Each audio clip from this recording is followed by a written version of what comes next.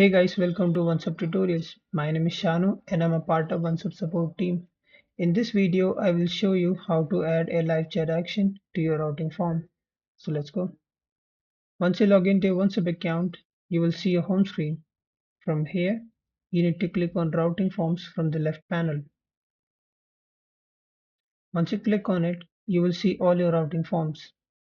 Now click on the routing form on which you want to add the live chat action.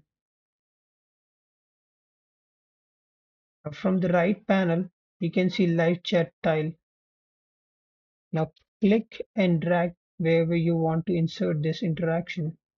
For example, I want to connect visitors with my team after asking the email address.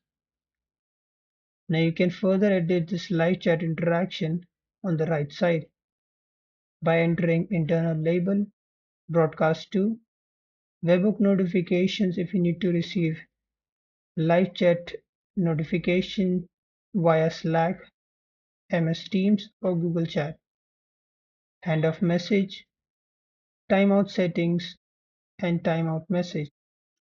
Once done, click on save. So yeah, you're all set now, and I'll see you in the next one.